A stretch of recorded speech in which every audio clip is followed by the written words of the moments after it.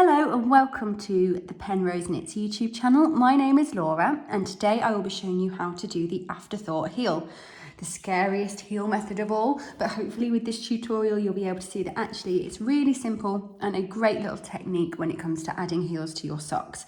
You can also use this technique to add pockets to your garments, and who doesn't love a pocket? So it's well worth giving this a go. I will be showing you the technique on my corner set socks today. This is one of my own patterns, which will be linked in the description box below. And it also comes with a tutorial on how to kitchener stitch your toe as well, which I'll also link. So a little note about heel placement if you are doing a colourwork sock like this one. Your colourwork will always have a jog line, and it's basically your beginning of round where the pattern doesn't quite match up. And that's completely normal, but we want to make sure that that jog line is on the inside of your foot, so it's not generally showing as you're wearing your socks. I've already done this sock, and it is the left sock, and you can tell because the jog line is on the inside of the foot. So when you're doing your left sock, you want to make sure your jog line is on the left hand side. And when you're doing your right sock, you want to make sure your jog line is on the right hand side. Today I'm using the shorty version of the corner set sock, but the pattern does also come with a regular and a long leg if that's more your cup of tea. And within this pattern, the Afterthought line is indicated for you. If you're doing this on a sock that doesn't tell you where the Afterthought row is, it's basically the measurement from where the toe starts, which should be the end of your little toe, all the way up to where your heel would begin. So you could see in this sock, it was originally like this, and then once you put your heel in, it opens up like this. So you want to make sure that your measurement comes to where your heel meets your foot rather than the back of your heel. So today, this is the row we are going to be using for our Afterthought row. You can see it nice and clearly. It's the white row, which is the background colour, and the brown is our contrast colour. This is a 64 stitch sock, and we will be working the heel across 32 stitches. In this case, because the beginning of the round is on our right, it's the first 32 stitches. If we were doing the other sock, it would be the second 32 stitches. It should always be half the amount of stitches in your sock, so it's pretty simple to work out. So we are going to be picking up the right leg of every stitch below and above our Afterthought line. And in this case, it's pretty simple to tell where the first stitch is because you've got the jog. So that's the last stitch of the round, and this is the first stitch of the round. This white line here is our Afterthought row. So we are going to pick up the right leg of the first stitch directly below. Oh, like that. We are then going to skip the left leg and pick up the right leg of the next stitch. Skip the left leg, pick up the right leg. Skip the left, pick up the right. And we are going to continue to do this for all our heel stitches, which is usually half the total amount of stitches. So I'm going to continue picking up my stitches, and I'll see you at the end. Here we have our 32 stitches underneath our Afterthought row. Make sure you've got the right amount of stitches now because it's going to be tricky to change that if it's wrong in the future.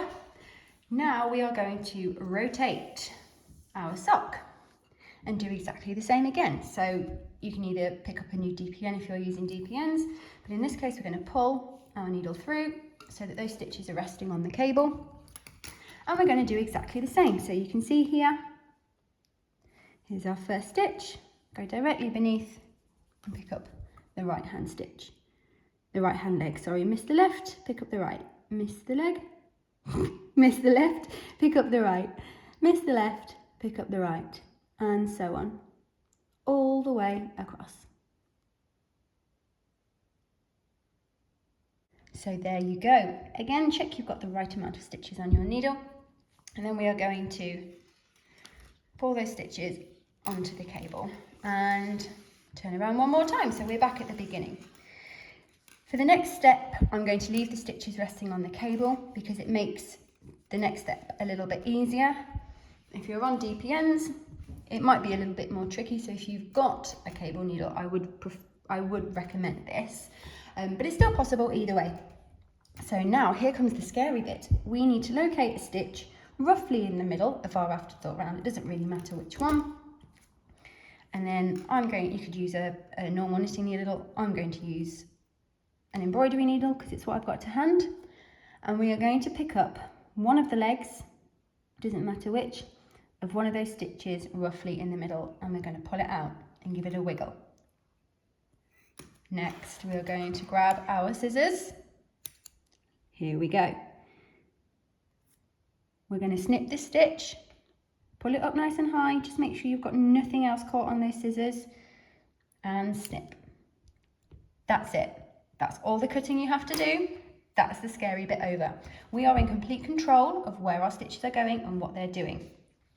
So next we are going to work along, unpicking this row of knitting. Just really carefully and gently. And as you can see, there's really nothing scary about this at all. No stitches are going anywhere. And as we work down the sock, we're keeping in mind that we are going to keep the last 2 stitches of this afterthought row in place. And this will stop any holes at the side of our heels. We will also be weaving in this end that we're unpicking now, and that can also help to reinforce the join here in our heel. And now, and you can see that these are our last 2 stitches, and we're going to keep those in place. So I've just got 1, 2 stitches to remove, and there you have it. Those last 2 stitches are still in place, and that is what's going to fill in any hole that might be caused at this point.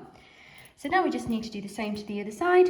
It's exactly the same, just unpicking this round nice and carefully and leaving your last 2 stitches intact. So there you have it. You can now see where your heel is going to pop through. And we're going to tuck these little ends inside, and we will weave those in at the end, as I said, and we're now going to pop those stitches back on to our needles. And now it's time to knit the heel. It really is that simple. So I've got my contrast colour here. By the way, I'm using Filcolana Alvetta Classic. It's one of my favourite sock yarns. The colours are super consistent across dye lots. It's soft, it's durable, it's lovely. So to knit our heel, I'm just going to pull my back needle through as I'm working magic loop. Or you could grab your 3rd DPN. And I'm going to join my contrast yarn, and I'm going to knit across all my heel stitches and complete 1 full round. In the corner set sock pattern, I do indicate how many rounds to knit before we start decreasing for our heel.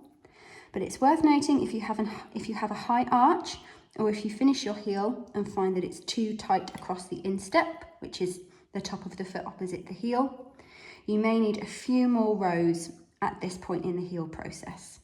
So you can go back and pick up your stitches just like you did before, and then remove your heel and just add a few more rows at this point. I'm getting to the end of my first needle now. Just gonna flip it round.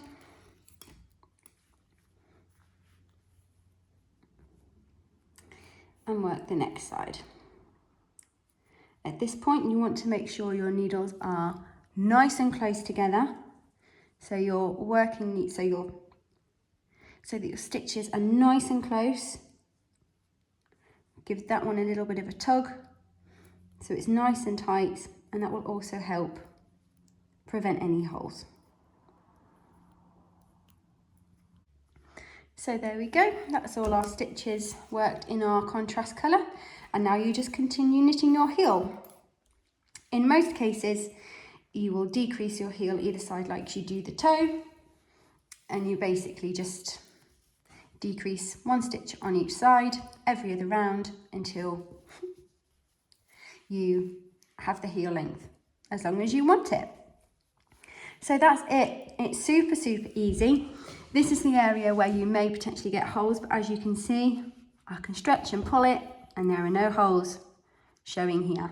The Afterthought Heel method is such a good way to get your heel in there, and it's super secure. So if you can imagine that this is a garment and this is your pocket, you could knit a straight square with no decreases and then cast off the end. And if you were to flip it inside, you've then got a pocket. Bit hard to show on a sock, but it's such a versatile technique. You can use it for thumbs on mittens as well. So if you've ever been a little bit scared to try the Afterthought Heel, give it a go. What can go wrong? And if it does go wrong, just start again.